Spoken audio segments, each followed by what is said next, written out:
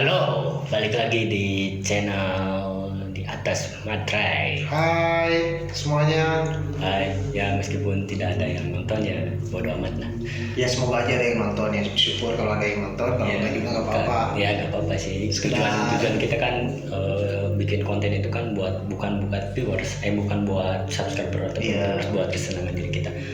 Anyway, kali ini kita bakalan ngebahas mengenai fenomena mistis yang pernah gue alami, khususnya gue pribadi yang pernah alami. Horor ya? Horor. Karena balik lagi karena kita akan ngebuat konten di mana setiap orang pasti pernah mengalami fenomena mungkin fenomena yang di luar nalar manusia. Iya. Seperti kejadian-kejadian mistis lah. Iya. Apalagi di Indonesia itu sekarang budayanya itu nggak jauh dari mistis. Iya. Horor itu pasti selalu terbawa selalu melekat karena tapi alhamdulillahnya gue nggak pernah mengalami hal seperti itu sih. Kalau lu nggak tahu, kalau gue sih pernah ngalamin waktu. Jadi gimana nih guys? Jadi ada cerita dari Sopyan Ambari. Ada cerita dari Sopyan Ambari, dia selama di kehidupannya tentang horor. Ya siapa tahu ini jadi apa ya? Jadi hiburan buat kita semua, buat mungkin yang kalau misalkan ada yang nonton gitu ya. Jadi gimana? Beberapa kejadian sih sebenarnya gini ya. Karena dulu gue itu kan anak pesantren ya. Anak pesantren dulunya gue anak pesantren. Anak pesantren itu melekat dengan yang namanya ilmu kegaiban. Ilmu kegaiban ya gue tahu. Ya, yang pertama adalah ketika gue ibaratnya ada, kalau misalkan dulu itu gue pernah ngalap ilmu itu ya. Kalau bahasa Indonesia nyari ilmu di luar dari ilmu pendidikan ya, maksudnya dari ilmu spiritual. Ada yang namanya itu ilmu, kalau nggak salah ya, karena gue udah lupa ya, nggak mengamalkannya. Nama ilmunya itu ilmu Raden Kian Santang. Jadi Raden Kian Santang itu mempunyai ilmu, dan ilmunya itu 18 tahapan. Untuk mencapai 18 tahapan itu kita harus melewati tahapan-tahapan yang awal gitu. Yang pertama itu kan dikasih kodam lah, bahasanya mah dikasih kodam sama kodam itu guys. Jadi kodam itu adalah sesuatu titel bukan titel, maksudnya gini ya, ketika kita punya hodam mungkin ya, karena gua juga pribadi belum mungkin nggak ada hodam, ataupun belum hodam gua itu belum menyatu dalam diri gua gitu. Tapi dengan adanya mencari ilmu seperti itu, setidaknya hodam kita itu bisa dicari bagaimana bentuknya, terus seperti apa perwujudannya ya, mungkin semua di sini yang nonton kalau nggak pada tahu kodam itu seperti apa ya, cek aja Google lah. Kodam itu mungkin ya sejenis bukan titel tapi sebuah ilmu yang dikasihkan, yaitu namanya kodam gitu. Ilmu kegaiban. Kodam itu ya, ilmu kodam itu adalah salah satu ibaratnya apa ya, wujud pembantu kita supaya kita itu terhindar dari malapetaka. Biasanya kodam tersebut itu kalau misalkan ada orang-orang indigo mungkin ya mengerti akan kodam itu fungsinya itu untuk apa. Biasanya untuk menjaga kita supaya misalkan ada orang-orang yang berbuat jahat atau berniat jahat kepada kita, itu sang kodamnya dikasih tahu. Misalkan ya ada kodam Risa Saraswati lah, misalkan Risa Saraswati, contohnya itu kan ada orang-orang yang mendekatinya dia, terus ada orang-orang yang dekat. Kalau misalkan dia ada orang jahat pun, biasanya orang-orang yang terdekat, maksudnya konotasi orang-orang yang gaib gitu ya. Biasanya ngomong, Risa itu kan jangan deket sama dia itu orang jahat. Misalkan kayak gitu, itu hodam. Jadi seolah-olah ada teman tapi tidak terlihat oleh manusia. Itu hodam guys, itu hodam. Oke. Nah, dalam proses untuk menjadi tahapan 18 itu ada proses awalnya. Yang pertama itu tadi yang Raden Kian Santang. Yang tadi Raden Kian Santang itu ada 18 proses kalau nggak salah. Ya karena lama sekali ya, udah hampir 8 tahun gua nggak ini lagi gitu. tahap pertama itu hanya bacaan Al-Quran. Itu enggak mungkin enggak, bukan untuk mencari ilmu untuk kejahatan ya. Khodam itu untuk menjaga kita supaya terhindar dari kejahatan. Ada 18 tahapan. Ketika 18, sayangnya waktu gua dulu di pesantren itu enggak sampai 18. Enggak sampai 18, hanya sampai 5 kalau nggak salah, karena keterbatasan waktu itu ketika gua ngalap ilmu itu hanya sampai karena waktunya dari kelas 3 SMP, MTS, karena waktu itu pesantren MTS itu kelas 3. Nah, ketika waktu kelas 3 itu jadi waktunya mepet sama ujian-ujian, entah itu ujian pesantren, entah itu ujian sekolah, entah itu ujian madrasah. Nah, hanya sampai 5 saja, hanya sampai 5 tahapan saja. Nah, ketika tahapan ini yang kronologis yang paling lucu menurut gue ya. Karena ketika tahapan paling nomor 4 itu kita disimpan di suatu tempat, di mana tempat tersebut bisa dikatakan adalah tempat yang paling sepi gitu. Oke. Untuk supaya kita tahan dari misalkan godaan-godaan ataupun bayangan-bayangan yang bisa dikatakan halus gitu. Lu diam di satu tempat yang sepi, itu tahapan khodam yang keempat. Ya, untuk mencari khodam yang ke-18 itu khodamnya dari Raden Kian Santang. Tahapan keempat itu ada beberapa orang yang diam, beberapa orang diam di. Gue ingat banget waktu itu di perpustakaan, karena perpustakaan di lab kalau nggak salah lab kimia Madrasah Aliyah. Kalau nggak tahu Madrasah Aliyah itu adalah sekolahnya itu adalah sekolah menengah atas. Nah, di sana di gua itu dengan beberapa orang itu ditempatkan di suatu tempat oleh guru gua gitu. Ditempatkan oleh guru gua di suatu tempat di mana tempat tersebut sepi malam-malam jam 11 malam sampai waktunya kalau misalkan kuat itu sampai kira-kira sebelum azan subuh. Nah, kejadian lucunya itu adalah ketika di lab kimia tersebut itu banyak pohon-pohon pisang. Iya. Di mana mitosnya di mana ada pohon pisang itu adalah tempat bersembayangnya sosok makhluk halus gitu ya. Banyak. Ya banyak sih. Bukan banyak, mungkin ada. Jadi itu guys, tahap yang kelima untuk mencari khodam itu adalah ya diam di suatu tempat. Ibaratnya kalau dulu itu zaman wali itu adalah meditasi okay. Untuk mendekatkan diri kepada kepada Allah gitu. Iya.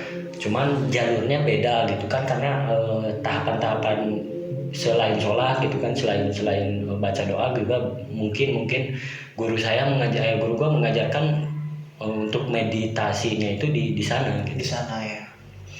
Dan gua melihat sosok bisa dibilang itu 2 kali loh melihatnya, sosok negatif seperti ya bisa dikatakan kalau misalkan menurut orang-orang itu adalah pocong.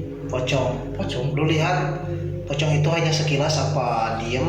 Karena gini ya, kalau misalkan gue orangnya tipe orang yang mungkin nggak percayaan, bisa dibilang percaya atau enggak, jadi setengah-setengah kan, percaya sama makhluk gaib dan nggak ada percayanya sama nggak percayanya sama makhluk gaib gitu. Karena yang lihat pocong itu bukan gue doang gitu, kalau misalkan gue doang bisa ngada loh itu ngawadul lah bahasa Sundanya, ngawadul, tapi ini bukan gue doang gitu. Teman-teman gua pun yang ikutan meditasi ngelihat. Jadi ada dia sama temannya itu sedang meditasi, kemudian lihat sesosok pocong. Nah di sana mungkin ada pertanyaan terbesit dalam pikiran, itu apa gitu. Awalnya gitu. Apaan tuh? Iya. Karena kan meditasi itu harus tenang dan memejamkan mata. Iya. Dan ketika gua noleh gitu ya, karena mungkin ngantuk, takut ketiduran ya, otomatis gua membuka mata gua gitu. Ketika membuka mata gua, percis di sebelah pohon pisang itu ada loh. Wow guys, ya mungkin kalau gua sih belum pernah ya, cuma kalau di TV itu sering banget ya, pocong itu sudah hype banget di Indonesia. Kalian tahu sendiri. Nah, Lu berdua di sana? Enggak, banyak kan. Banyak kan. Cuma yang lihat itu berdua. Enggak, yang lihat semuanya lihat. Semuanya lihat. Kalau misalkan satu orang sih bisa dibilang gua ngada-ngada gitu. Itu mah cuma. Tapi kan itu meditasi menerjerumuskan untuk sepi. Tapi kalau ada banyak teman itu bukan sepi itu dong namanya. Kan jadi ngalap yang menyatu bukan gua sendiri gitu, tapi banyak kan. Ada 8 orang. 8 orang, oke. Semuanya lihat itu, pocongnya itu. Semuanya lihat. Pertamanya sih gua tahan aja ya, gua tahan. Yeah. Ya mungkin hanya bayangannya meskipun itu asli gitu. Karena si posisi pocongnya itu nggak ngelihat langsung ke gua, tapi ngebelakangin. Ngebelakangin lu. Ngebelakangin. Jadi nggak terlalu kontras liatnya gua gitu. Karena lu samperin nggak? Enggak lah, takut aja. Mau disamperin ngapain? Ngajak kenalan. Ya kirain penasaran itu apa, siapa tahu kan kain, nggak tahu kan gitu. Tapi maaf ya.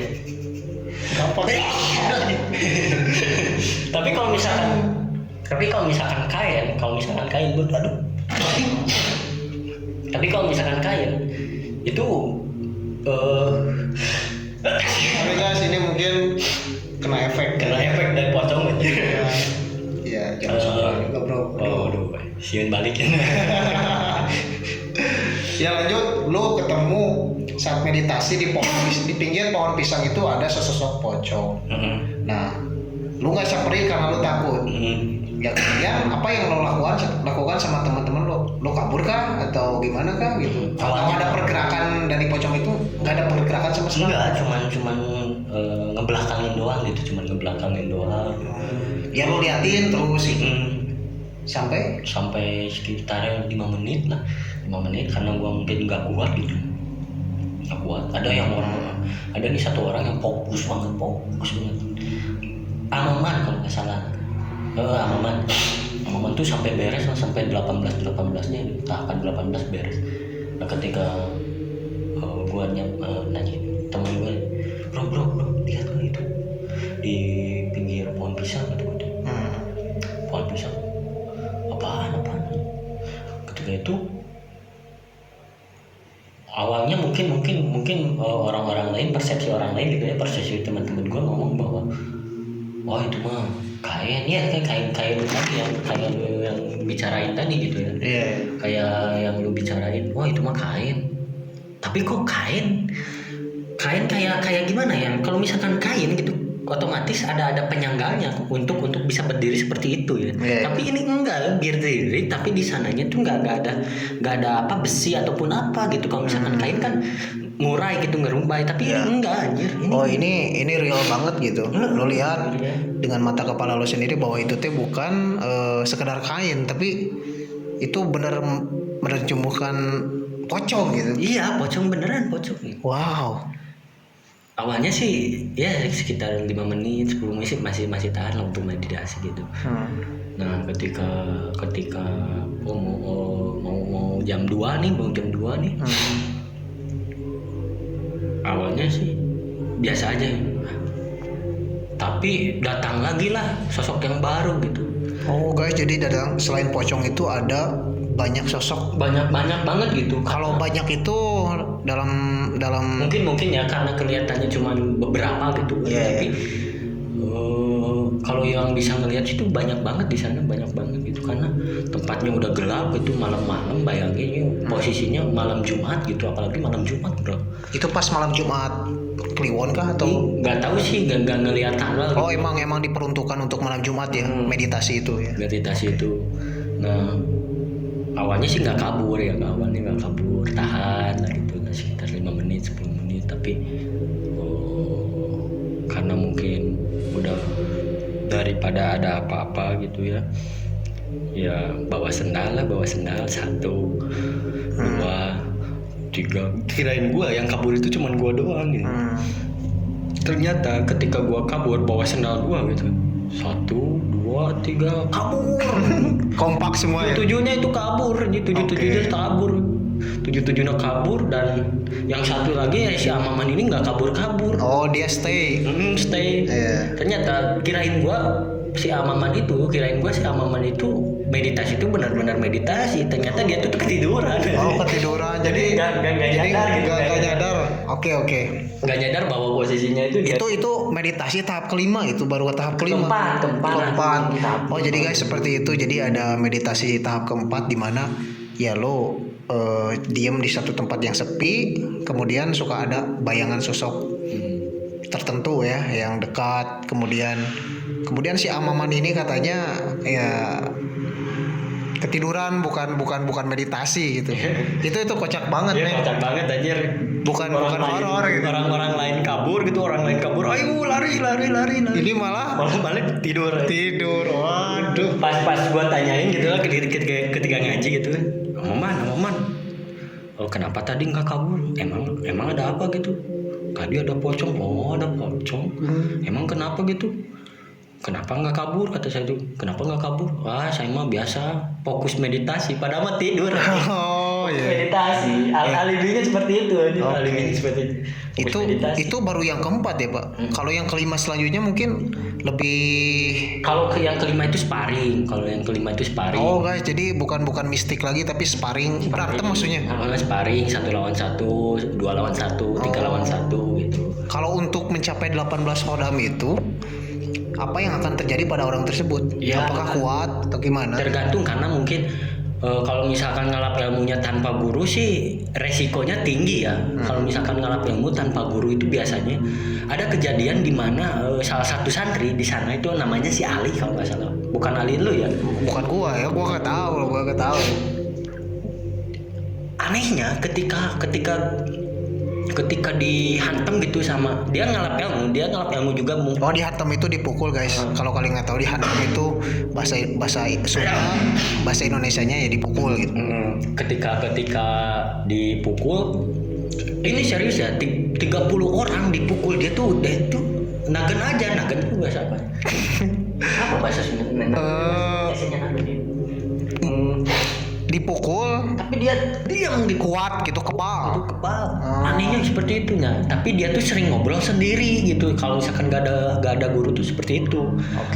Gak ada guru, dia tuh, tapi ketika dia ngalap ilmu gara-gara gak ada guru, akhirnya dia tuh terjerumus ke ilmu yang negatif gitu.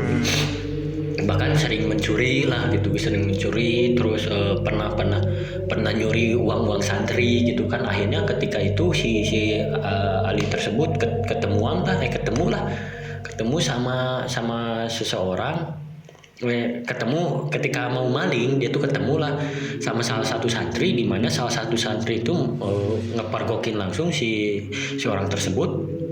Nah, akhirnya ada, kalau misalkan di pesantren itu ada orang yang brutal gitu, namanya sidang isbat. Sidang isbat, oke. Ya, sidang isbat itu kalau misalkan ketika sidang isbat biasanya dihantam lah orang-orang yang kayak dipukul gitu. Lagi. Dipukul. Tapi yang anehnya tuh kuatnya banget, serius kuat anjir, sampai 30 orang loh. 30 orang. Itu hasil dari khodam, hasil dari ilmu ilmu ya. Oke guys, jadi pakainya buat negatif gitu. Iya, oke. Nah, kelemahannya si Ali itu ketika ditonjok sekian puluh orang, dan ketika dicepret sama apa ya, sapu injuk, ketika diceprek sama sapu injuk, dia tuh langsung nangis loh. Dicambuk ke kakinya sama lima helai sapu injuk, langsung dia tuh nangis. Sapu injuk apa sapu lidi? Sapu lidi. Oke guys, klarifikasi sapu lidi. Iya benar, sapu lidi. Sapu lidi. Nah, ketika dicambuk sama sapu lidi, dia tuh langsung nangis, aneh. Kenapa ketika dipukul nggak nangis, tapi ketika dicambuk sama, padahal berapa kali gitu dicambuk sama ininya, tapi anehnya tuh dia tuh langsung nangis, langsung bilang sakit, ampun. Tapi ketika ditonjokkan sama rekan-rekan santri gitu, dia nggak ngefek gitu. Anehnya seperti itu ya. Itulah salah satu. Mungkin hasil dari khodam itu seperti itu guys. Jadi di pesantren itu ada silsilah tertentu ya. Mereka rahasiakan sebetulnya, tapi kita bocorkan karena bukan dibocorkan, tapi emang itu kejadian boleh dipublikasikan kepada semua orang kan? Boleh sih. Boleh ya. Sama ada nggak ada yang tersinggung itu, toh kita juga nggak nyebutin siapa spesifiknya yang tadi gua sebutin orang yang maling itu ya. Oh jadi ya. Karena gua nyebutin itu yang namanya doang Ali udah. Ali yang mana kan? Enggak kan takutnya gitu. Sekarang kan kita cerita mistis soal horor di pesantren. Takutnya kan itu dirahasiakan sama pesantren tersebut. Enggak sih, kan gua juga nggak nyebutin gua pesantren di mana. Oke. Oh guys, jadi di pesantren itu ada hal-hal mistis yang terjadi di dalamnya gitu. Seperti yang diceritakan oleh Pian bahwa di pesantren tersebut dia pernah pesantren. Di pesantren tersebut ada beberapa tahapan yang harus kita lakukan ya, seperti khodam. Khodam itu adalah suatu ilmu yang menjaga kita, keseharian kita. Ya kita nggak tahu gitu. Kita nggak bisa lihat tapi kita bisa merasakan. Nah, Bisa merasakan. Oke, mungkin untuk tadi tahapan kelima ya. Tahapan kelima. Baru tahapan kelima.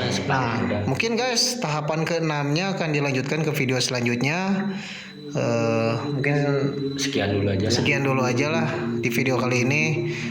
Tahapan kelima sampai tahapan ke-18 itu masih sangat panjang.